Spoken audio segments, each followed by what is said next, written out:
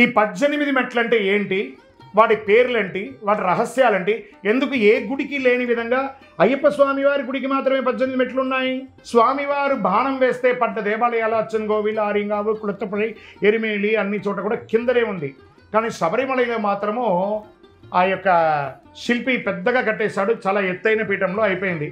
మరి ఎందుకు అక్కడ ఉంది అని అంటే స్వామివారేమో 12 ఏళ్ల పసిబాలుడు, ఆయన ఎక్కలేడు.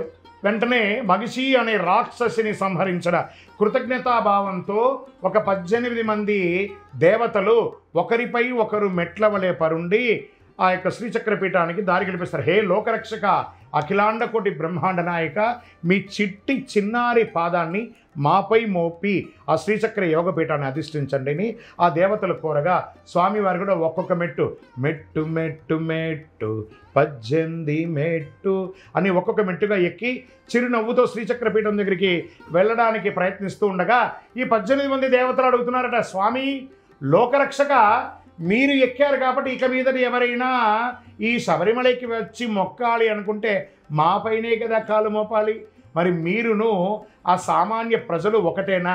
మరి కాదు కదా, దానికి ఏం చేయాలంటే మీకు సమానులుగా ఉన్న వాళ్ళు మాత్రమే మా పైన కాలు మోపాలి. అంటే ఏం చేయాలి? ఒక మండలకాల బ్రహ్మచర్య దీక్ష ఉండి సదా సర్వకాల సర్వావస్థల యందు మీ నామస్మరణ ఓం శ్రీ స్వామియే శరణమయ్యప్ప అని తారక మంత్రంను జపిస్తూ మీ పావనమైనటువంటి ఇరుముడిని ధరించి ఎక్కిన వాళ్ళకు మాత్రమే 18వ బడి మీద అర్హత అంటారు. తదాస్తూ అంటారు స్వామి. స్వామి అని అంటారు మళ్ళీ 18 దేవతలు.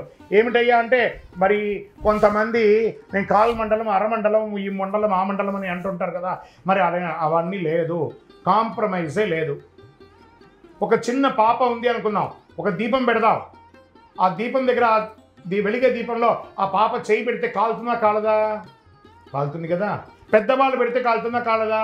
కాలుతుంది కదా. వృద్ధాప్యంలో ఉన్నారు కదా, వాళ్ళు పెడితే కాలుతుందా? అగ్నికి తారతమ్యాలు లేవు. అలాగే 18వ బడికి తారతమ్యాలు లేదు. సగం మాల, పావు మాల, ఒక మాల, 2 మాల ఈ వేసుకున్న వాళ్ళందరికీ అగ్ని, ఆ 18వ బడి అగ్ని దహించక మానదు. మరి ఏం చేయాలయా అంటే దూషించు వారికైనా మేలు చేయు స్వామి నీవే. 18వ బడి మీద ఎక్కడానికి 41 రోజులే కానీ స్వామిని దర్శించడానికి దీక్ష లేదు. పక్క మెట్ల ద్వారా కూడా వెళ్ళి దర్శనం చేసుకోవచ్చు. దీక్ష తీసుకున్న వాళ్ళతో పాటు ఒక సివిల్ స్వామి ఇద్దరు వస్తారు, ఆయన కూడా దర్శనానికి వస్తారు కదా.